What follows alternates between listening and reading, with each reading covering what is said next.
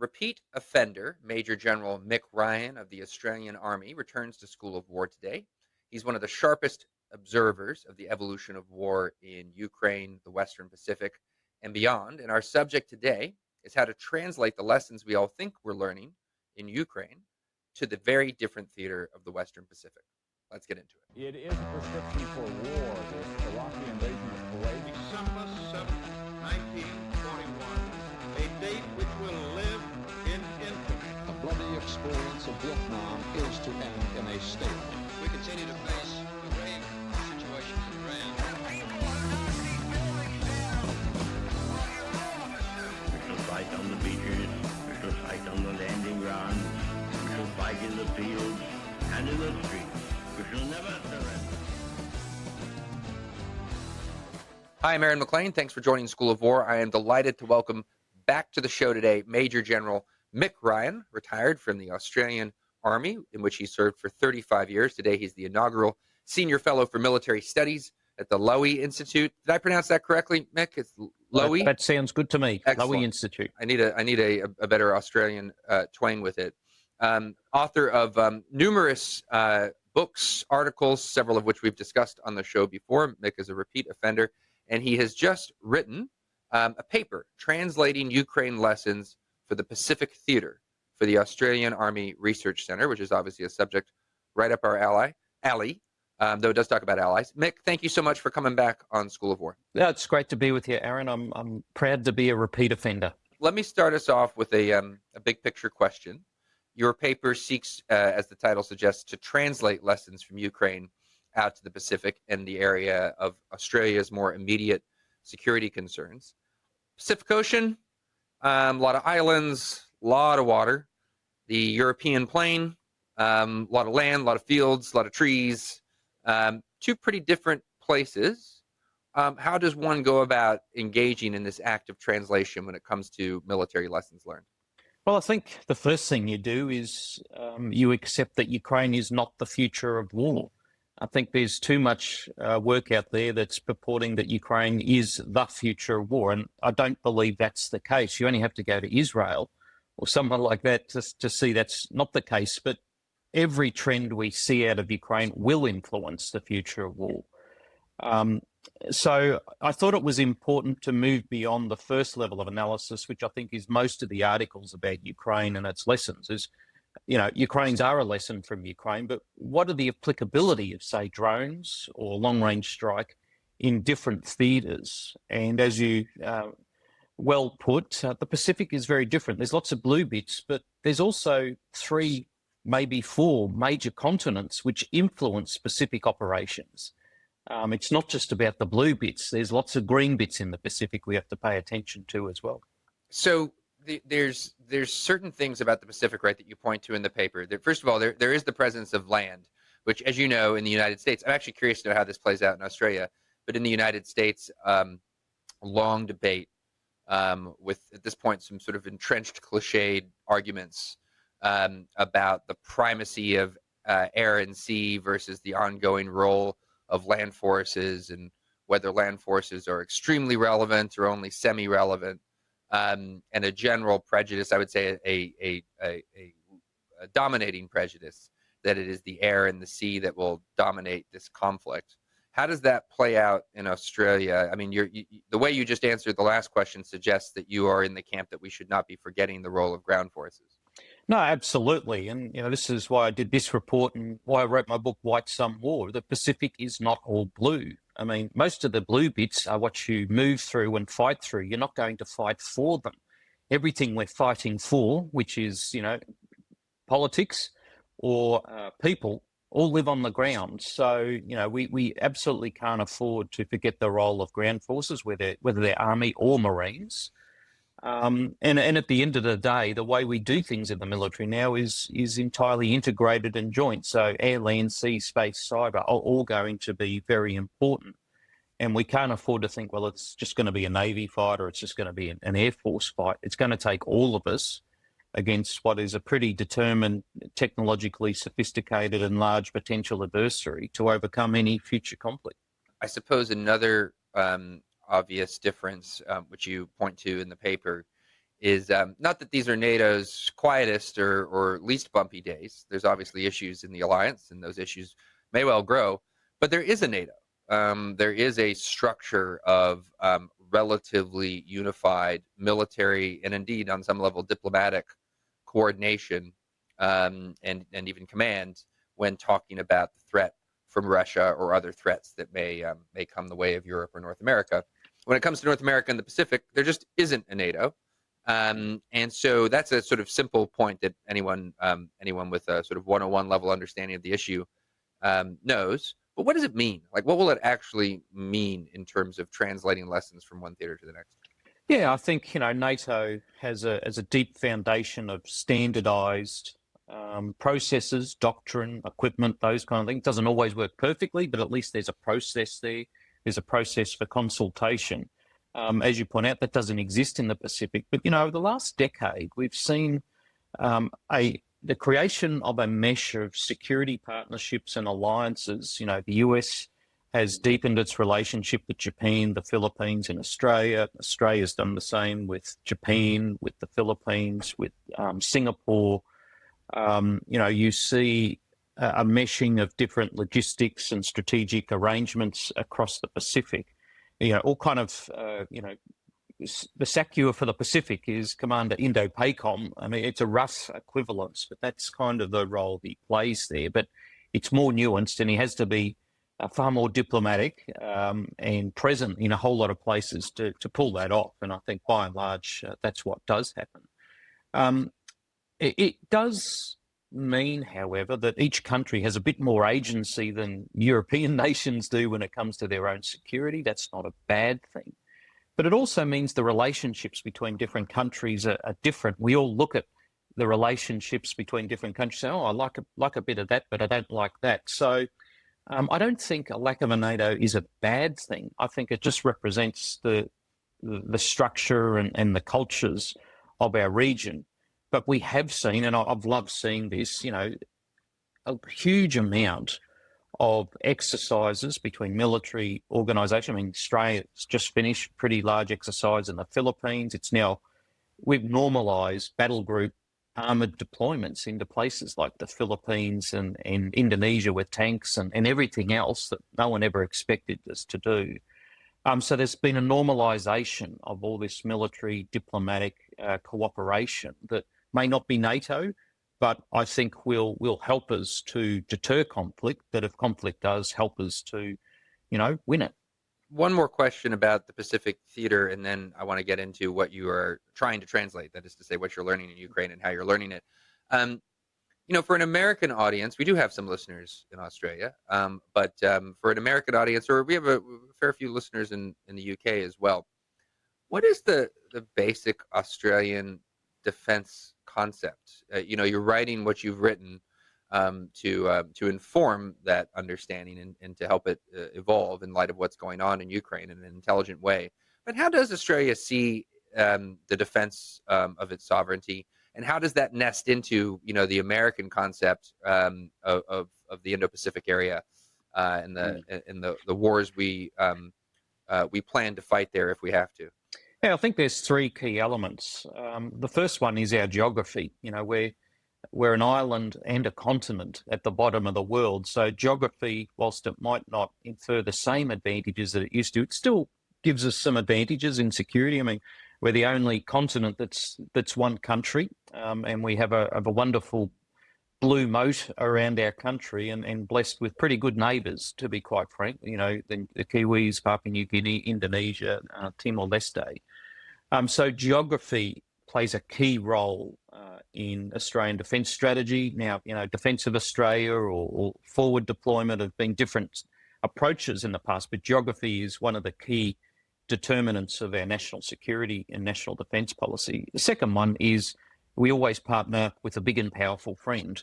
Until 1942, that was the United Kingdom. Since 1942, it's been the United States, and that is a foundational element of how we see defence, how we structure, how we acquire intelligence and high technology items. But the third bit is our what I guess some would describe as an external nervous system of our trade and diplomatic and security relationships, where prosperity and security go hand in hand. And, our prosperity is generated from our relationships, our trade relationships in the region and beyond, our diplomatic relationships with the Commonwealth, with America and other countries, and our defence relationships with the United States, Canada, New Zealand, a very close relationship with Papua New Guinea that's about to get even closer with the integration of our militaries, Philippines, Japan, Indonesia, these kind of countries. So there's those three strands, and while strategies evolve, they are always the three core elements of how we see our defence. And on the geography point, how does the Australian government or planning processes, or however we want to talk about it, how do they prioritize? I mean, one assumes, just looking at the map and given the fact that the most likely problem is going to be either with China or on the Korean Peninsula, or both, that it's what in World War II we would have called the Southwest Pacific area that gets the bulk of the focus. I mean, to your south you have Antarctica, which at least as of this moment, knock on wood, does not yet pose a threat. But is that fair? And if so, how does that work? How do you divvy things up? Yeah, well, I think it's fair to say for just about all of our history, from when we were afraid of the Russians at the beginning of the 20th century through the Pacific War, through to the current day, threats come from the north. There's not a lot out west. There's not a lot out east, except our, friendly nations in the Pacific, and the Antarctica has penguins and a few Chinese Antarctic bases. So we look north, and if you have a look at our basing, our force posture, even the alignment of our over-the-horizon radars and stuff, northwest is kind of the orientation of our military, and most of our operating bases are based in the north of Australia, including the one I spent time at yesterday. So it's a strategic outlook, but it's also a force posture and force structure determinant by choosing to look north, because that's where we think the most likely threats are likely to emanate from. Unfortunately for your troops, I was just saying that everything is in the north of Australia is a little bit like saying everything we care about in America is in Yuma, Arizona. It's a little warmish up there. Yeah, it's warm, but it's also very pleasant. Good beaches, although having spent 4 postings in Darwin, also lots of crocodiles on those beaches.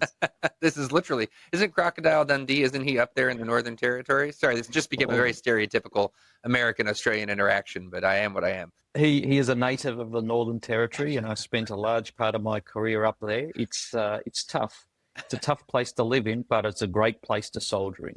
So when you're looking north and maybe slightly northwest at the southwest, again using the old MacArthur Nimitz division, the Southwest Pacific area, what worries you the most? I mean, you and Canberra are much closer to this part of the world than we are in Washington. The Chinese, you see them active in the Solomon Islands, obviously a major sub-theater of conflict in World War II. What are the problems close in that most keep people in Canberra up at night? I think first and foremost, it's Chinese influence. Chinese influence in the South Pacific, what it's trying to do to corrupt many of those governments and shift their orientation towards China, to shift their orientation away from Taiwan is a big effort of the Chinese in the South Pacific, and largely South Pacific Islands have resisted that. But influence in Australia is profound. I mean, they have, in some respects, convinced the current Australian government that they're not a threat. There's this talk of stabilising the relationship, and there's this sense, this narrative that China's not a threat. Well, I think that's very problematic, because the facts speak to that not being the case. And, we've had Australian service people injured by the actions of the Chinese military just in the last couple of years. So I think there's this, first and foremost from the Chinese, is to convince the Australian people, the people of the South Pacific, that they're not a threat, that they're this benign influence, and that they're far more reliable than the Americans are. And so that's the number one thing we need to pay attention to. But we're seeing an increased Chinese presence, Chinese military presence in our region. That's not very welcome, to be quite frank, when you have a Chinese naval task force that circumnavigates Australia. And, it kind of showed up the Australian government's lax approach to national security. It very much tried to cover up what had happened rather than have an honest conversation with the Australian people, which doesn't reflect well on them, to be quite frank. Now that there's an investment plan, but I think it all shows with Chinese influence, Chinese physical presence in the region, its diplomatic efforts to realign Australia with China. I mean, it's been very open about this. I think it demonstrates why Australia needs a national security strategy. It doesn't have one, and why 2% of GDP just isn't sufficient in the current era.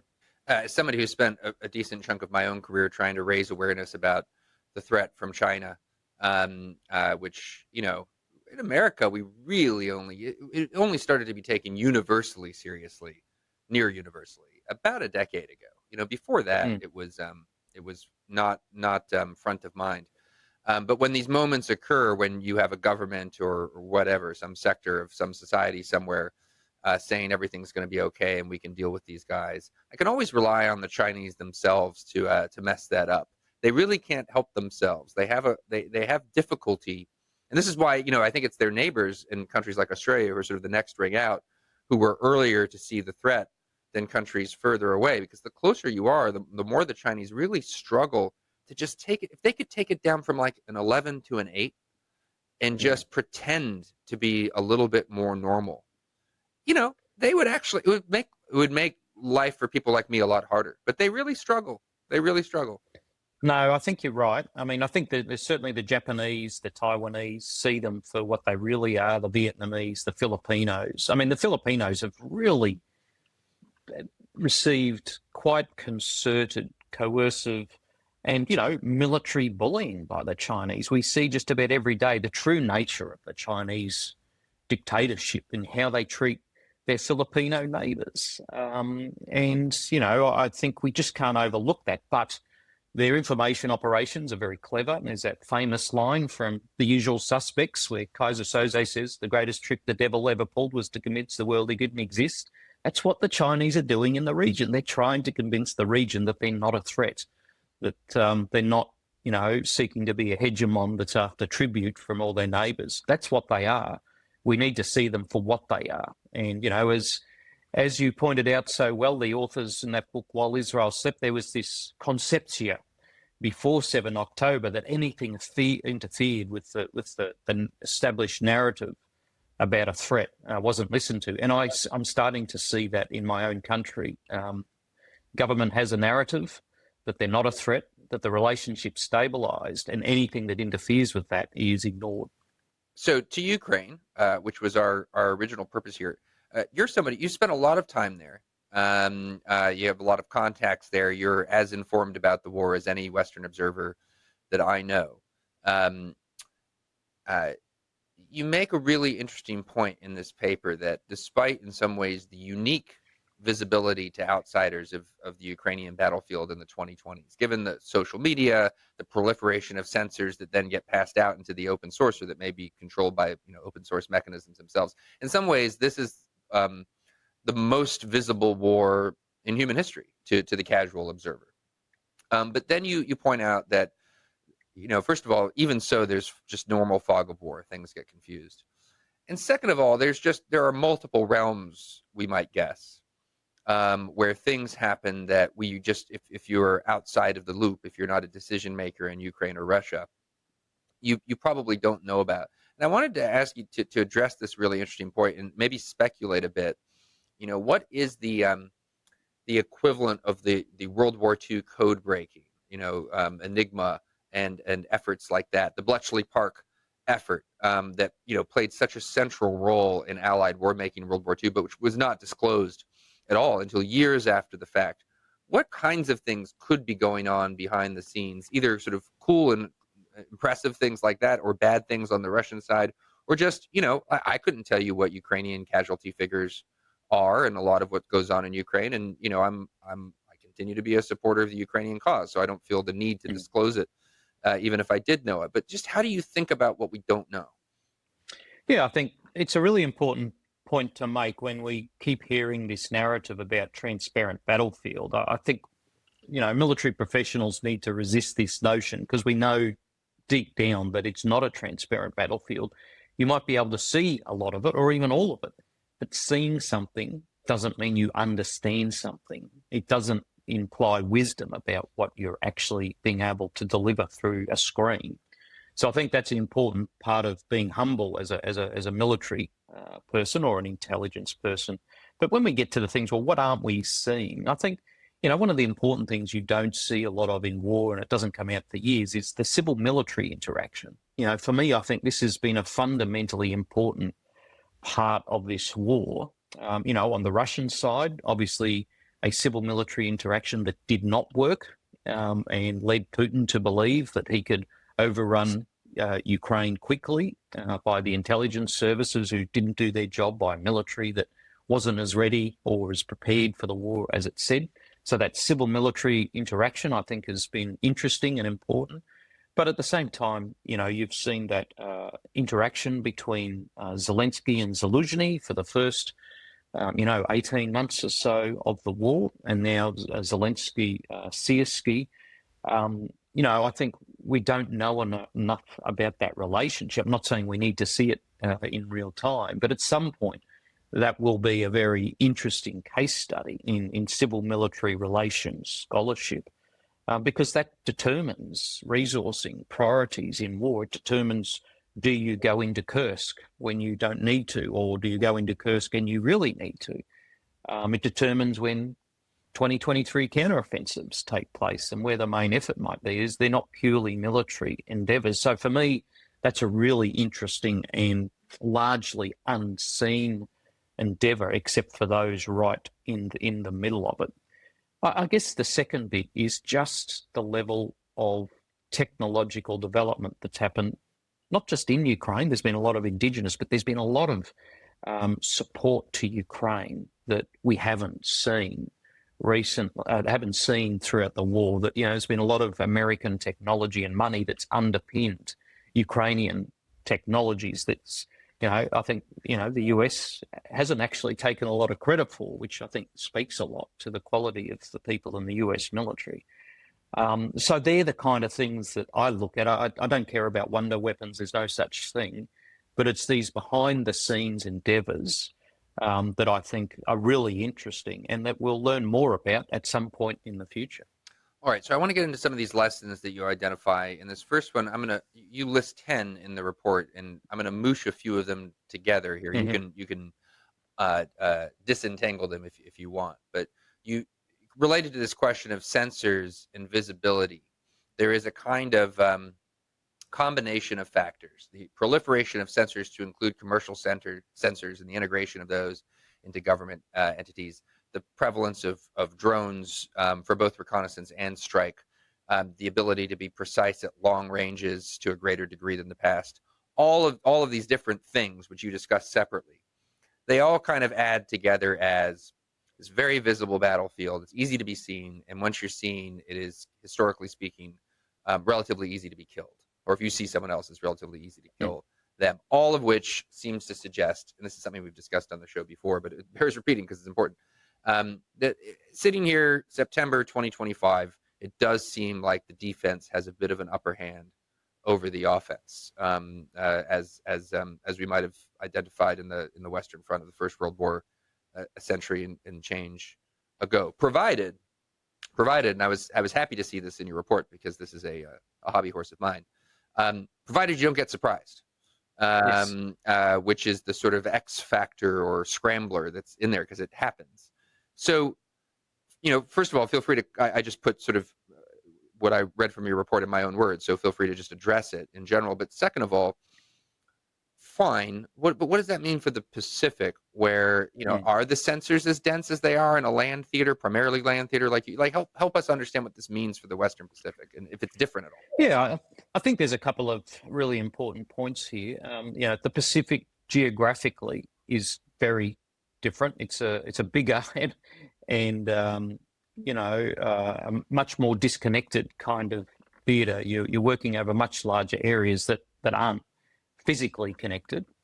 Secondly, you do have a lot of water, and you do have a lot of vegetation. A lot of places where we'll work will have 90 to 95% vegetation cover, which just isn't the case in Ukraine. And as we found in Vietnam, you can't destroy all the vegetation, even though we tried, at massive cost to our veterans over the succeeding decades.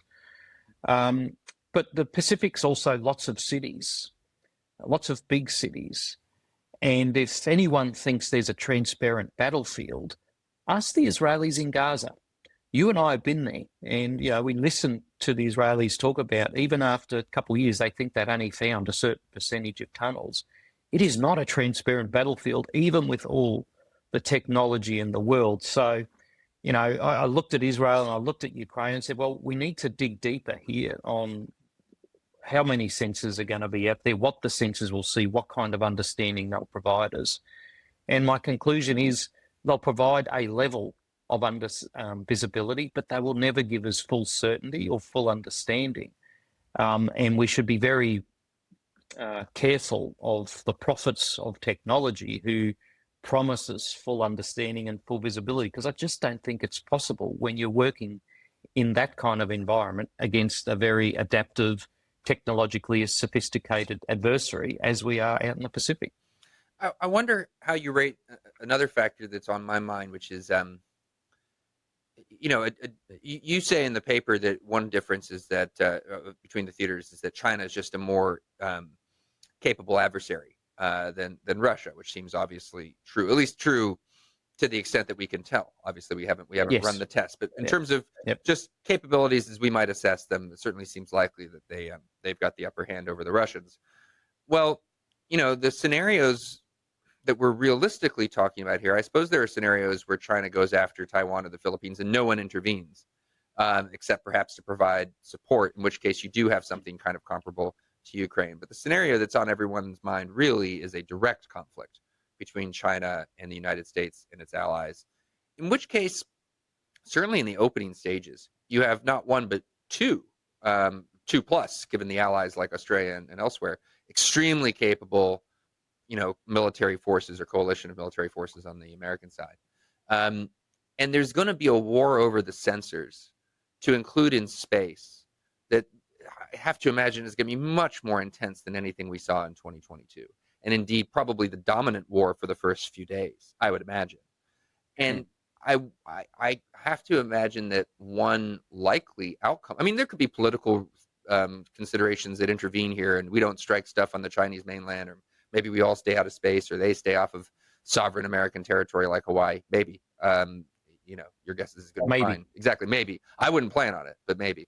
No. I'm more worried that we'll decide to stay out of their territory and they won't decide to stay out of ours. That's a scenario that worries me. In any event, I just see a lot of stuff going dark. And I do worry that we've gotten used to practicing with all the stuff that might go dark. So I don't know how you rate that in the sequence of, or in the prioritization of factors to think about. No, I think that's right up the top, to be quite frank. There's a whole range of things that come out of Ukraine, and it's been obvious to me that there's some profound operational problems we need to solve in the Pacific. The first one is this translation of lessons, but the second one is how do you degrade enemy awareness whilst sustaining your own? And it is going to be a battle of sensors. Humans going to play an enormous role as well. We shouldn't forget that. But even that's hard in China. So this battle of sensors is going to be extraordinarily intense. It's going to be all domains. And to be quite honest, it's not just going to happen in the Western Pacific. It is going to be a global undertaking by both people. This is one area where both will seek to ensure that they have the capacity to sustain or replace their global situational awareness, because remember, they don't want this to tip over into a nuclear war, and one of the ways you do that is sustain awareness of your capabilities and theirs. But I think this will be an intense global situational awareness fight, not just a Western Pacific fight in the first few days. And it will have a major impact on the homelands. This isn't just going to be a military thing. Our people are going to be either cut off or saturated in corrosive, material designed to even further break down the bonds of our societies that are so important in war. Now, I think, if the Chinese are going to do that in a conflict with the United States, they really should study history, because traditionally when you attack the Americans, the American people, the American homeland, it does not go well for you. So, I mean, the Chinese really need to exercise some great caution, because they might have to deal with America, an America they're not seeing at the moment. It might be a very different America.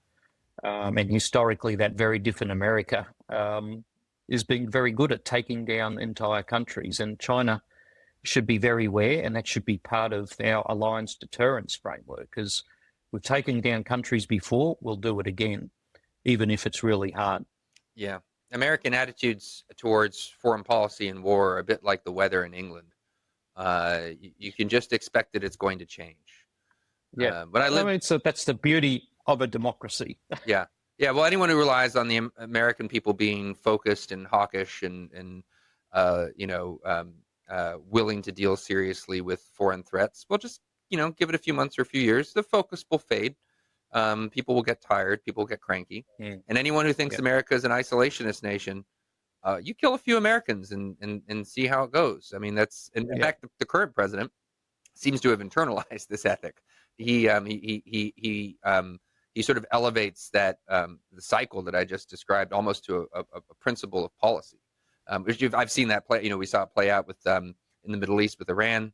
There were a lot of provocations in 2019 that directly impacted American interests, but it wasn't until the Iranians killed an American in December of 2019 that Trump really swung back with Soleimani. And you see this phenomenon sort of play out. So yes, no, all to agree. Well, let's go to this subject of cognitive warfare or information warfare, or whatever we want to call it. It's sort of it's a sensitive subject in the United States because, of course, it's become fraught politically. And I can explain what I mean by that, but I suspect you and all of our listeners know.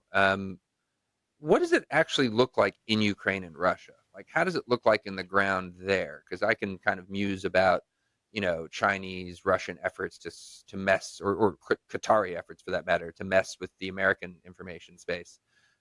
What does it actually look like as part of the war, where the war is being fought?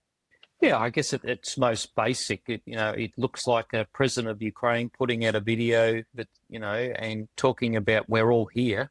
I don't need a ride, I need ammunition. That's the base kind of level of information operations and strategic communications, and the impact of those early talks he gave, those early videos, were very profound in bringing, NATO on board, in getting support and defeating the Russian march on Kiev.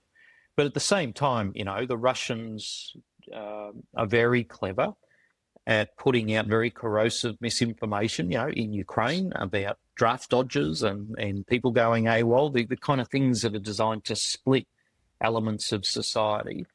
But at the same time are very clever at having different messaging throughout Europe, whether it's, you help Ukraine and we're going to beat the heck out of you, which seems to be the current approach. Other times they're a little bit more sophisticated.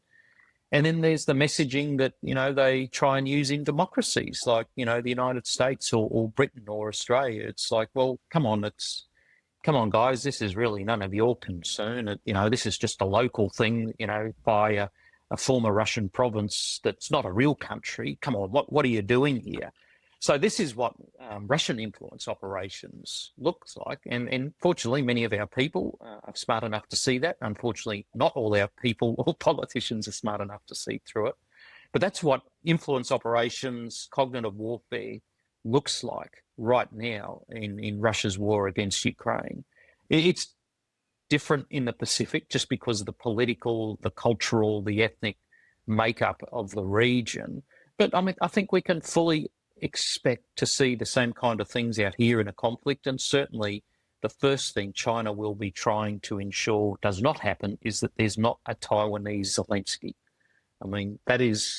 It would be task number one for their military, is take out the leadership. One, it denies them a strategic communications narrative or a unified narrative, and two, it denies them a unified national command and control system. So it's kind of a 2-for-1. So the Chinese have watched and learned, and I think most agree that, decapitation will be an important part of denying strategic influence in the future.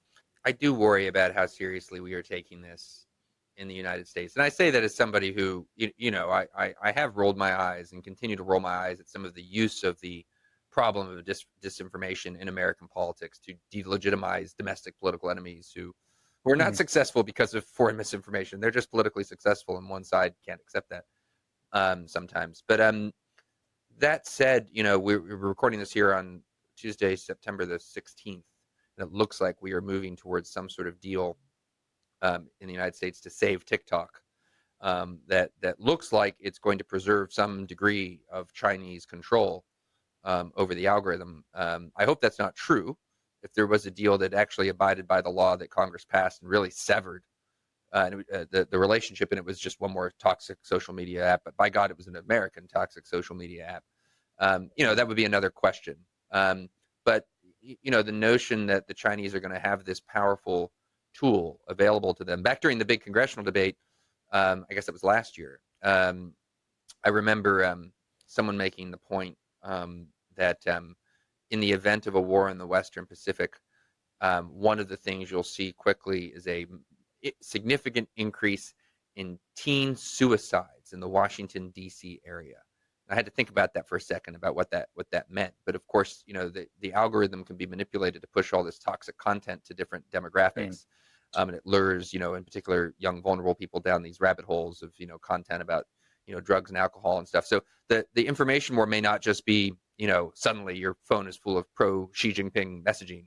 It might just up the intensity substantially, but sort of deniably, on all these various toxic approaches. I thought that was interesting and scary, and I just don't know the extent to which we're taking seriously the fact that the same digital revolution that has affected the battlefield so dramatically and has created this sophisticated censor strike complex that even the Houthis have it now, but that any military worth anything in 2025 has access to. It's also completely transformed the information space, which means that it's much more easy for our foreign adversaries to get to everyone in our countries.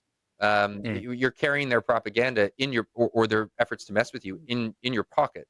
And what we do about that as a society concerned about national security without really intruding on civil liberties, and how we strike that balance is it's a question that I'm not sure we have seriously answered for ourselves. If anything, we seem like we're going in the wrong direction. No, I think, it's a really important question. The Chinese would never allow an American company to own social media, let alone put content on Chinese social media, because they value cohesion and unity above all else.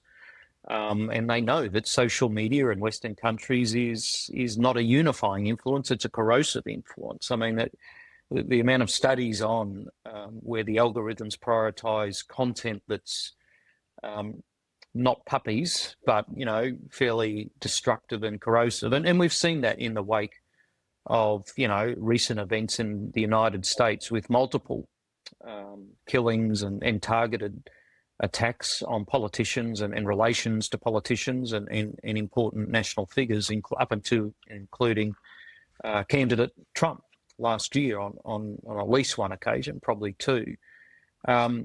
Social media is not subject to the laws that normal media are subject to about content. And I think we really need to look at that. I don't know how we've allowed it to be a free-for-all, how we've allowed social media to do what no society in the West has ever allowed, at least for the last couple of hundred years, in its newspapers, in its public discourse. And if you've got teenage kids, you see just how corrosive social media can be. So I do think we need to look at this. Because I'm not sure it's an effective part of a well-functioning democracy at this point, which I think has to be the priority, a well-functioning democracy where all views are heard, and they're heard in a way where people can have a conversation where they listen to each other rather than decide to shoot at each other because they disagree with each other. That's a real risk, and I think in a future war, the Chinese will weaponize that even further. Here's another big package of lessons that I'm curious how you think we should translate them from Ukraine over to the Western Pacific. This question of, you refer to it as mass and mobilization. And then you have a separate observation about the quality of people or personnel, or as Lenin, I think, put it, I'm not sure apocryphally or actually, quantity has a quality all its own. So on the one hand, you have these grinding, protracted wars that seem to require mass, and that mass then in turn requires some level of mobilization. And then you have the question of how good do you need the people to be, or how good do you need the equipment to be? This obviously means something about human beings in the Ukraine context. Does it have the same applicability to personnel? Is it more of an equipment question in the Pacific, where you have these big open spaces over water? Help us understand this, Mick. Yeah, I think it's very applicable in the Pacific theater. I mean, China's a big country, Japan's a big country, the US is a big country, but none of them really have the standing forces for a sustained conflict. We'll find that as big as the US military is, it's already under pressure around the globe, and a sustained conflict, as you and I saw in Iraq and Afghanistan, required a limited, mobilization of reserves, National Guards and others, expansion of the US Army, expansion of the US Marine Corps for what was a regional conflict undertaken largely by the professional full-time military.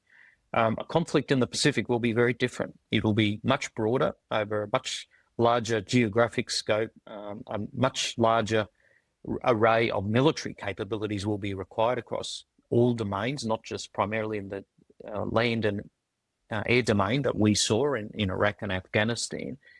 And historically, wars between big, wealthy countries normally last a long time.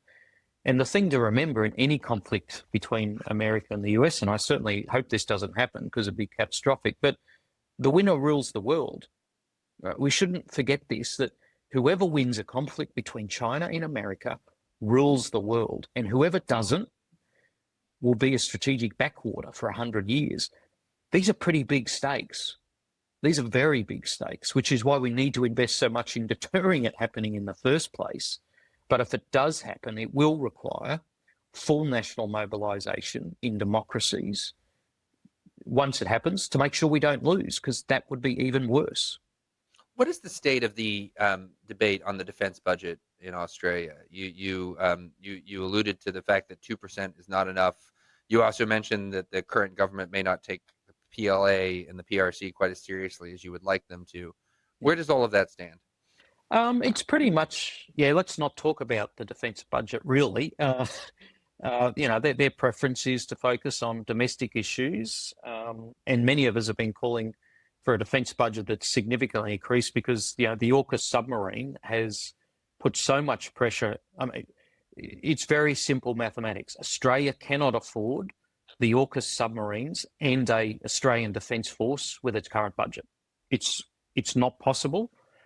In 10 years on the current track, the Australian Defence Force will be 2 aircraft, 3 dogs and a rowboat, the way we're going, the way that money's being stripped out of the services to pay for these submarines. A 3.5% budget would be very different, however. So we're going to have to make some tough calls, because at the moment you're seeing the size and the capability of the conventional military slowly degrading in a time when we need to build it, to pay for what are, extraordinarily capable submarines, but also extraordinarily expensive submarines. And, my view is at 2%, the opportunity cost of AUKUS is greater than the return on investment, but at 3.5%, that's a different conversation. And this is why many of us have been calling for a debate. There's no debate on it in Australia, but it's also why the US government's been saying, why aren't you spending more? They can do maths as good as anyone else. And, as people say, well, why should we do what the Americans do? It's like, it's not about doing what the Americans say. This is what many of us have been saying. Pete Hegseth is just at the end of a long line of Australians who've been saying the same thing for some time. Mick Ryan, retired Major General in the Australian Army, author very recently of a paper we've just been discussing, translating Ukraine lessons for the Pacific Theater from the Australian Army Research Centre, also of several good books you should read: War Transformed, White Sun War, The War for Ukraine. Thank you so much, as always, for coming on the show. Thanks, Aaron. It's always a pleasure to speak with you. This is a Nebulous Media production. Find us wherever you get your podcasts.